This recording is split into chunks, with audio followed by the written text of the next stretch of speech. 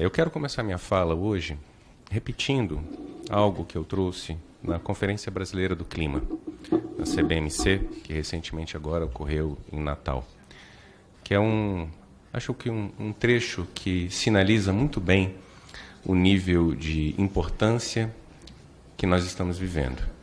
É uma encíclica papal, Laudate Deum, do Papa Francisco, e que, muito curiosamente, não trata de questões teológicas, trata de mudança do clima.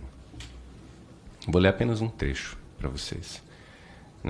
Se temos confiança na capacidade humana de transcender seus pequenos interesses e pensar algo grande, não podemos renunciar ao sonho de que a COP28 leve a uma decidida transição energética. Depois são listados, inclusive, critérios como fazer isso, que tipos de soluções, como devemos discuti-las, que sejam eficientes, vinculantes e facilmente monitoráveis, para que possa se alcançar um processo drástico, intenso e que possa engajar a todos.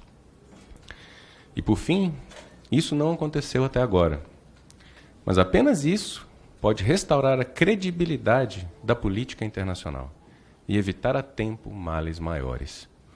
O que o Papa Francisco está falando com isso? Não está falando apenas das mudanças climáticas, está falando de uma crise das democracias também, mundo afora, que não estão cumprindo seus compromissos.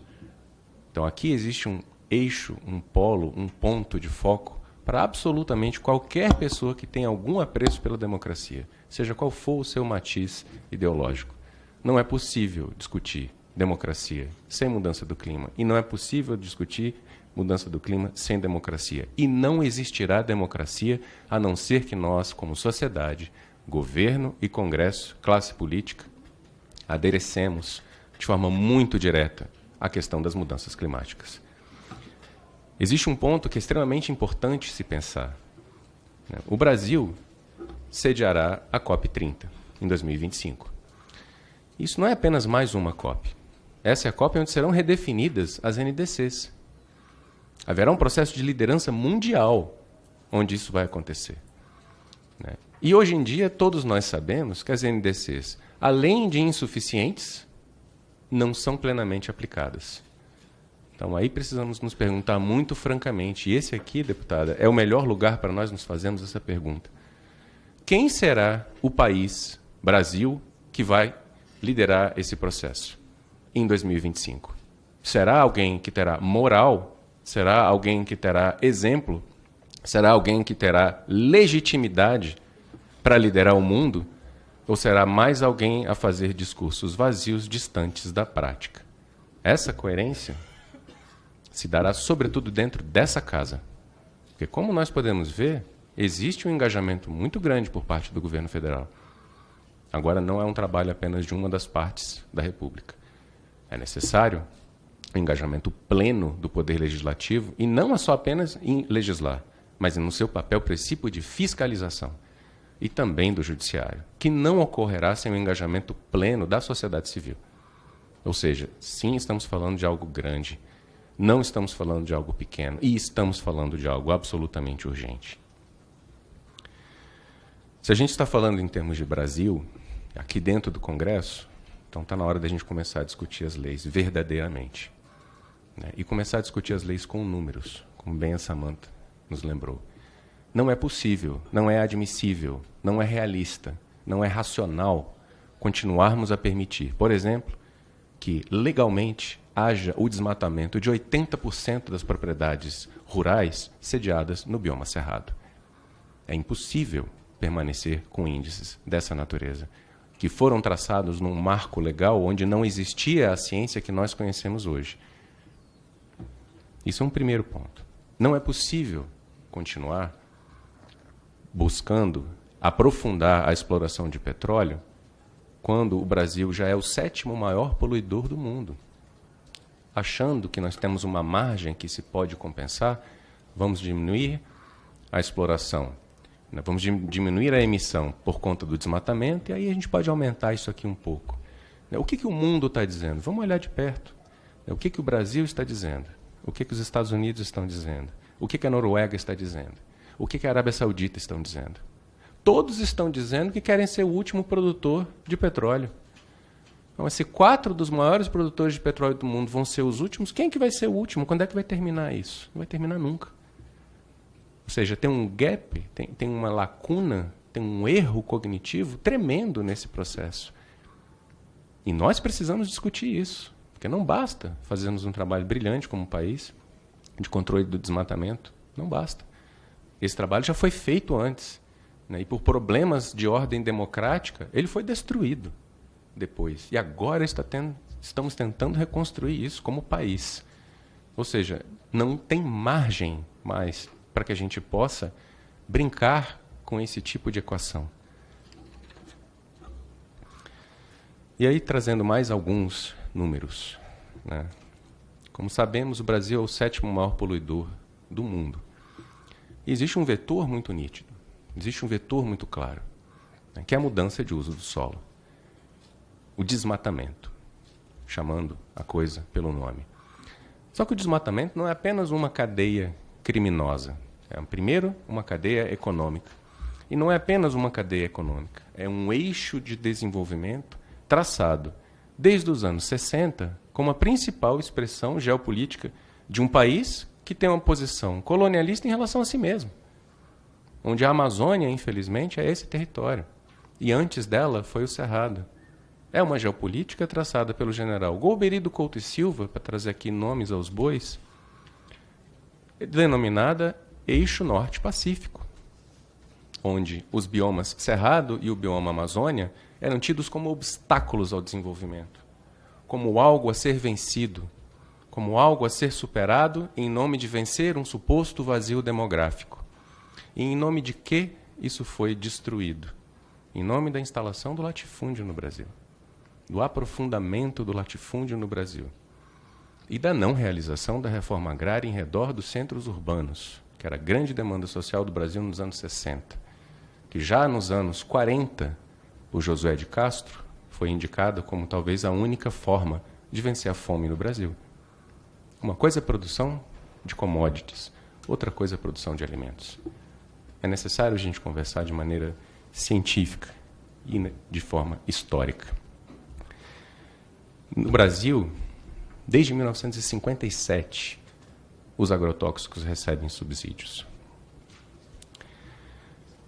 A cesta básica no Brasil hoje, e esse número vocês vão poder encontrar na revista Veja, no Globo Rural, no UOL, no Congresso em Foco, é uma pesquisa que nós conduzimos, deputada, juntamente à ACT, juntamente ao ISPN, juntamente ao INESC, juntamente ao IDEC, ao WWF e ao IX, e disponibilizamos ela hoje. A cesta básica hoje recebe menos da metade dos subsídios do que apenas a cadeia da soja. Apenas a cadeia da soja. Não estamos sequer falando do agronegócio, estamos falando de uma commodity brasileira. Estamos falando do ano passado em 56 bilhões de reais em renúncias fiscais, em subsídios, em benefícios, em créditos. Estamos falando de uma cadeia que recebe 52% do crédito rural. Estamos falando de uma cadeia, para ficar apenas em uma, na soja, por uma questão de recorte metodológico, que desde 1999 a 2018 cresceu 165% na sua produção, enquanto o arroz caiu 51,6%, enquanto o feijão caiu 36,9%, e enquanto a mandioca caiu 25,3%. Ou seja, existe uma decisão que foi tomada. Se privilegiou um setor e não se privilegiou outro. Se investiu em um setor e não se investiu em outro. Se subsidiou um setor e não se subsidiou outro. Por mais nobres e importantes que tenham sido, as políticas públicas feitas em ciclos políticos anteriores não conseguiram inverter essa lógica. E hoje, falando de fome, falando do tema principal dessa audiência pública, fome e mudança climática, nós temos dados do Vigisan de 2022, um total de 125,2 milhões de brasileiros em insegurança alimentar, dos quais 33,1 milhões passam fome. Por que isso? Qual a razão desses números? Esses são números oficiais, as fontes disponíveis.